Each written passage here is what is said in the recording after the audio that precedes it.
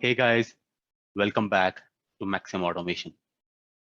Today in this video, we're gonna see the difference between dynamic and var object. So first I will show you that how to create dynamic object and var object. Let's create dynamic object first by typing dynamic and then provide object name. I'm gonna use the name as dynamic object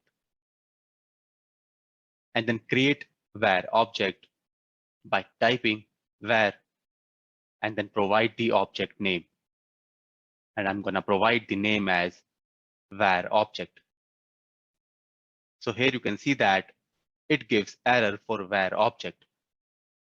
And this is the first difference between these two objects. So var object needs to be initialized at the time of creation. We need to initialize the object that what kind of data type it's gonna be.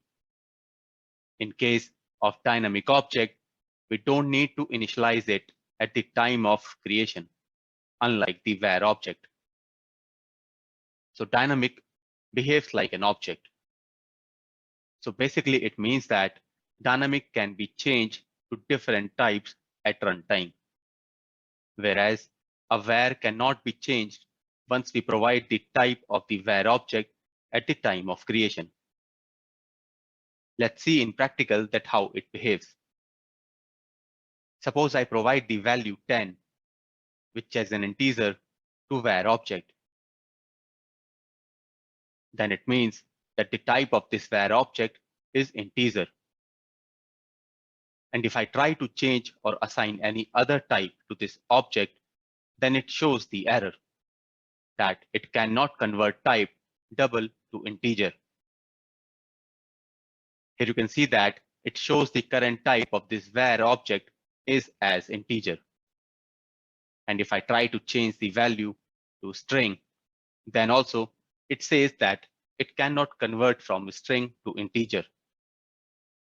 So we cannot assign the value for this var object other than integer.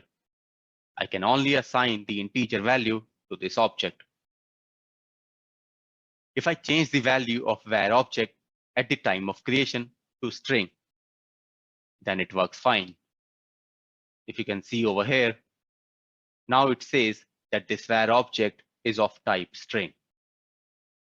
So whatever will be the initial assignment of the var object, then the same type of values we can assign to this object. So var object is basically a strongly typed object. Now let's see that how we can decide the type of dynamic object at runtime. Let's assign the value to dynamic object as 10, which makes it as an integer type. If I point to the dynamic object, then it still says that this is of type dynamic, because the type of this object will be decided at runtime. While you can see that if I point to the var object, then it says the type of the object is a string, which is decided by the compiler the moment we assign the value to the object. And now I'm going to change the value of dynamic object with 3.1, which is double. See, it works. It does not throws any error. So at runtime, the type of this dynamic object will be converted automatically to double. So we don't need to do boxing and unboxing for dynamic object. Also, if I change the value to string, then also it works. See, it still displays the type of the object as dynamic, because this will be changed at runtime.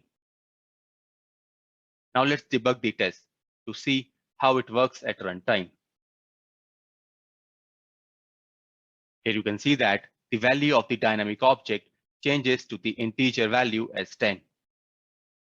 And then in the next line, if we update the value from integer, and then in the next line, if we change the value from integer to string, then the type of the dynamic object got changed without any issues. Now you might be thinking that we should use dynamic always instead of var. but this should not be the case. Let's talk about the disadvantage of dynamic object.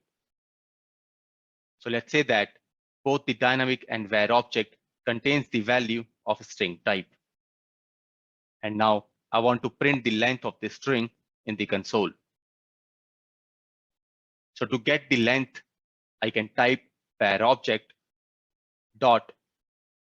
Here you can see that IntelliSense displays all the available methods or options related to the type string, because compiler knows that the type of this object is as a string. So I'm going to use the length to print the string length in the console. Now let's print the length of dynamic object as well. So I'll type dynamic object dot. Here you can see that IntelliSense does not display any available options for this object, because compiler doesn't know the type of this object, as the type of dynamic object will be decided at runtime. So you have to manually provide the values or methods to use by the dynamic object. Now let's suppose that you mistype the length method by typing the L in lowercase for var object. As you know that C# is case sensitive, so the compiler shows an error that a string doesn't contain a definition for length. Whereas if you mistype the length method for dynamic object, then compiler won't shows any error, because it does not know the type of the object. So this is the big disadvantage of dynamic object, that it won't throws any error if you use any wrong methods. You will only get to know about these errors when you run your project. So for var object, I have updated the correct length method. But for dynamic object, we're still using the incorrect method, but compiler doesn't shows any error. Now let's run the test again. Here for var object, it shows the length value as 5. And if I move to the next line and try to run that, then it throws the error at runtime that string doesn't contain a definition for length. So these are the difference between dynamic and var. And I would suggest that you should avoid using the dynamic object, as it throws the error only at runtime. I hope you liked the video. Please like and subscribe the channel. Also, please don't forget to click on the bell icon. Thank you.